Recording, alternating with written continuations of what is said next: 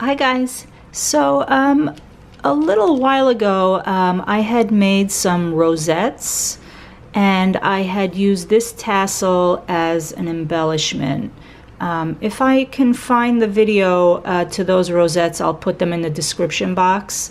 I don't remember who I gifted them to. I think I might have gifted them to Anna, but anyway, I had put these tassels on the bottom as a decoration, and they were from this unicorn line at Michael's. They're just called Tassels. They went on sale like 70% off. Oh, they're the Enchanted collection, or Enchanting. They had all the papers and stuff. You guys know, you guys remember. But anyway, somebody had asked me if I could share with them how this was created, and since I wasn't the one who made them, I figured I would go right ahead and make it, because it is simple to create on your own. But people who are lazy like me sometimes just buy them. But this is totally something we can make on our own. And I think the ribbon is about 1/8 of an inch wide. And I had actually bought this ribbon during Easter time from Michael's. I think they pretty much make these 3 packs in, you know, spring and winter colors, because I have it here in the Christmas colors. You obviously don't have to use Christmas colors, but you can find individual ribbons like this at Hobby Lobby and, you know, everywhere, as far as like this size, because it looks pretty with this size. You can go ahead and make them in other widths, but then kind of gets bulky. You know, it depends on what you're looking for, with the look of the project and everything. So anyway, what I did was I created one just using one of each color, and it came out like this, which is nice. I mean, but it's like, you know, it's not full compared to this one, if you can see that. So, and I added a jump ring. What you'll need is, you know, glue gun is the easiest. A jump ring. So if you have beads and you make tassels and, you know, charms and jewelry, you'll have those in your stash. And then a ribbon of your choice.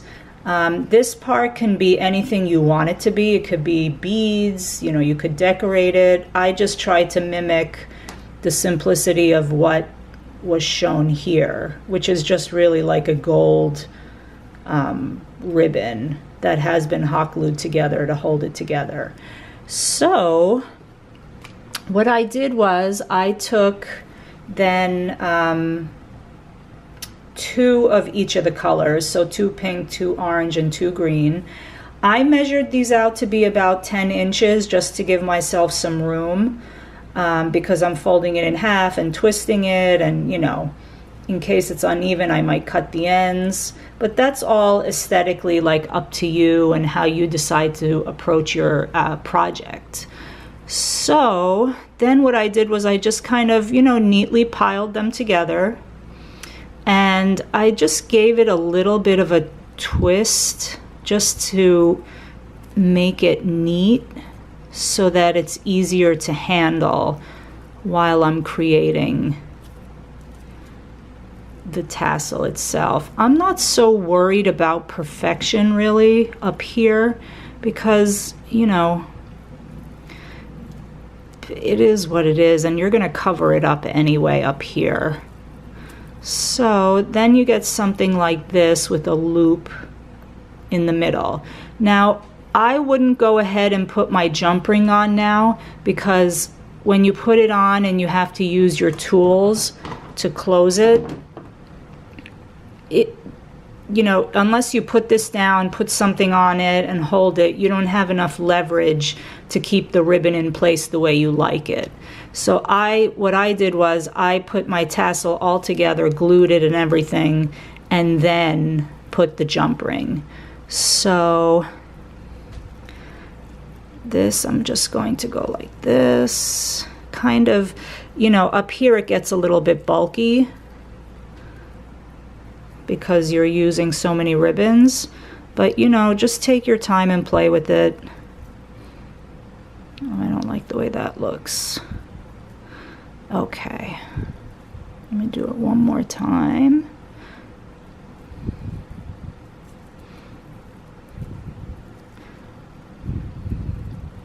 Now, there are hundreds of these tutorials, I understand, on YouTube, but you know, when my subbies ask me to do something, I know it always helps to see, you know, someone else do it, even if you watch it 2 or 3 times from a different person. It's just always nice to have, you know, something to look back on. Okay, so that's pretty much what I'm looking for right now. I'm not worried about how big the hole is or whatever. So then what I did was I cut a piece of whatever you want to do, twine, wire. You could even wrap wire around it, but I cut a piece that's about 1 1/4 inches just to give myself some room to wrap it around. And then what I do is I hold this here just so that, because you know, when you're working with hot glue, it might dry quickly, and I just want to, you know, get it down. So, and I'm not going to be super neat here. I'm just going to show you. I'll be as neat as possible. Oops. Oh, that was a lot. Okay, it's okay. All right, so then I go like that. And essentially, you're just using this to keep all the tassel in place. So you can wrap it around however many times you feel comfortable that your ribbon's not going to come apart. Then I turn it around. Okay.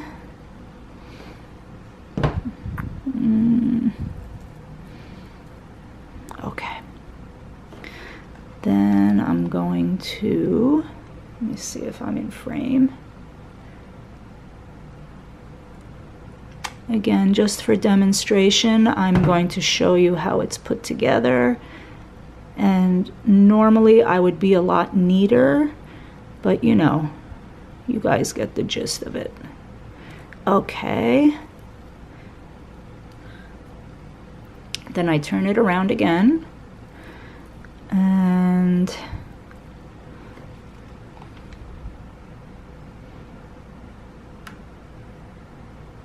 depends on how lazy I am is where the glue goes. It either goes right on the ribbon itself or on the project first, then glue it down. Okay, so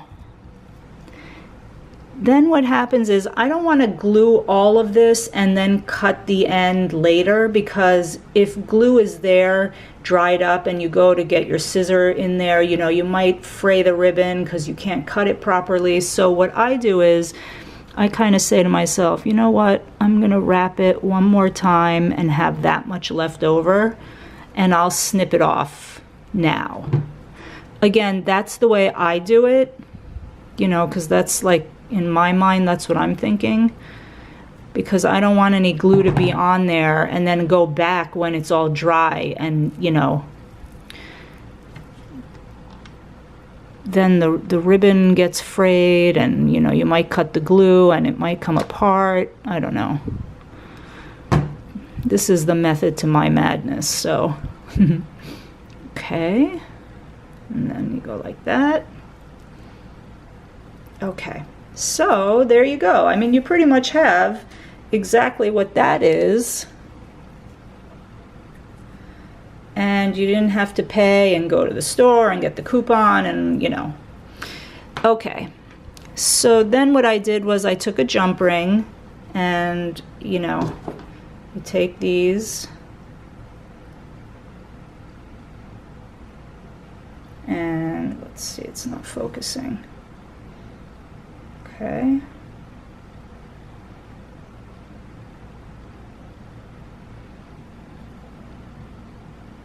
Okay. So what I did was I just took it and I split it open, you know, like that. Okay, then what you want to do is whatever end you're going to take, see, you can use a pokey tool to kind of, you know, get in there and open it up. And if I see, a little tunnel in there. Okay, so now I'm going to go like this.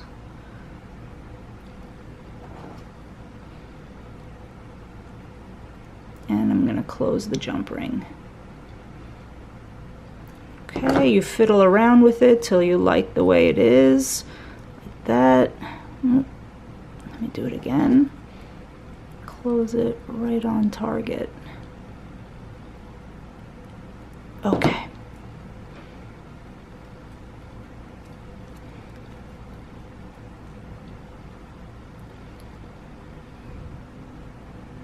And there you have it. So now you have a fuller tassel, and it looks just like the one you picked up at the store. Okay, so I hope that helps you. If you have any further questions, please don't hesitate. Now you see how this one's longer? You can go ahead and snip it, or you know, you can add beads, you can add another charm here, you know, whatever you like at this point. I just wanted to give you the basics to make it look as much as close to the store-bought as possible. And if you could see, you really can't tell which one was bought and which one was made. Okay, so again, guys, if you ever have any questions as to something I've created on my channel, or you just want to see something, you're not sure how to do it, don't hesitate to ask. I appreciate it in the first place for those of you who have asked me, and I'm happy to share whenever I can. So anyway, I hope you guys have a great day, and I'll see you soon. Bye.